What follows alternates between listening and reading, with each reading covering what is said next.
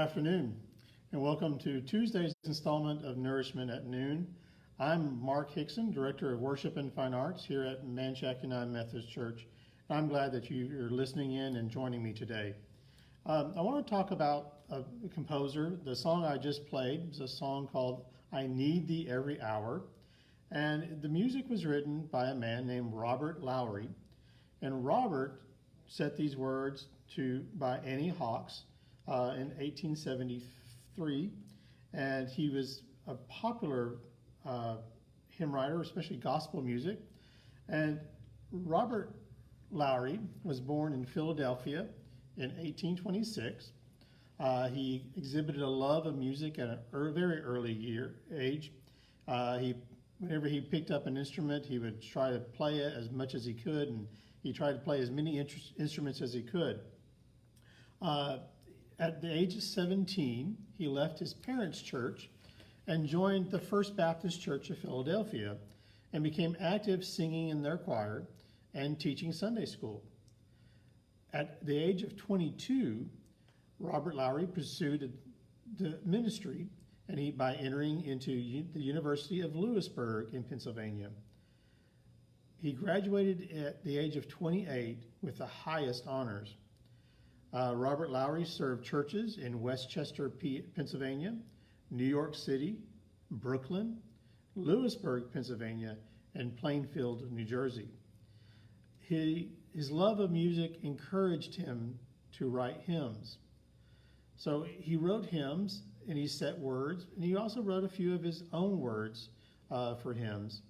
A reporter once asked him, "Do you write the words to fit the music, or the music to fit the words?" Lowry replied, "I have no method. Sometimes the words come and the music follows. I watch my moods, and when anything strikes me, whether words or music, and no matter where I am, at home or on the street, I jot it down." Well, one hot day in July, when in Brooklyn, Lowry was serving Hanson Place Baptist Church, he was sitting on the sofa lounging, and Lowry began to think of a passage from the book of Revelation. Revelation 22:1, and it says, "And he showed me a pure river of water of life, clear as crystal, proceeding out of the throne of God and of the Lamb." I imagine, since it was a pretty hot day in Brooklyn that day, that Lowry was trying to imagine something refreshing, something cool. So Lowry was inspired by the description of the water of life.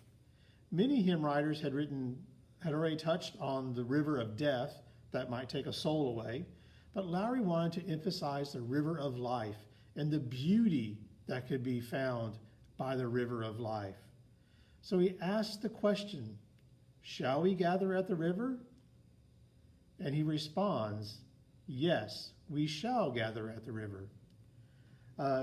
So "Shall We Gather at the River" was a hymn that was written in 1864, and it demonstrates an idea of Revelation text that I just read. It's used at many funerals or memorial services. However, there is also an allusion of baptism where, people can still go to the river and be baptized, and we gather as a community of faith to baptize. And so those are the saints that are gathering by the river. Some other hymns that you might know that Robert Lowry might have written. He wrote the music for Marching to Zion. He also wrote, of course, the music to I Need Thee Every Hour. But he also wrote the lyrics and music for Up from the Grave He Arose and Nothing But the Blood. So here is "Shall We Gather at the River."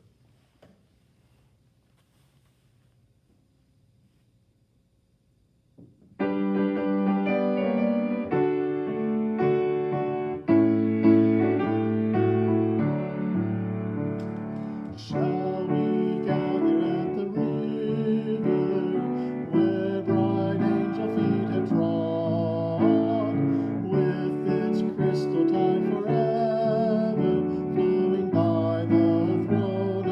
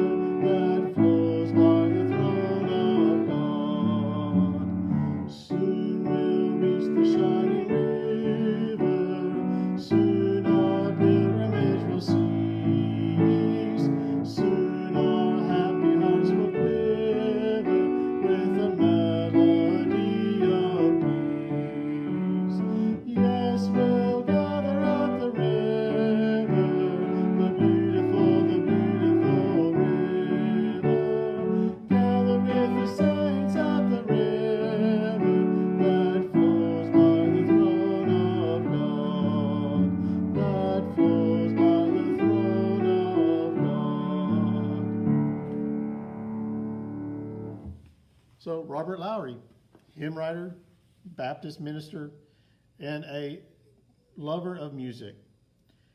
Think about, as we're now after Memorial Day, it seems that it seems to get hotter from here on out here in Texas. So as the temperature rises, remember that we do have a river which we may go to, a river of peace, a river of grace, and a river of love. Thank you for being here. See you next time. Bye-bye.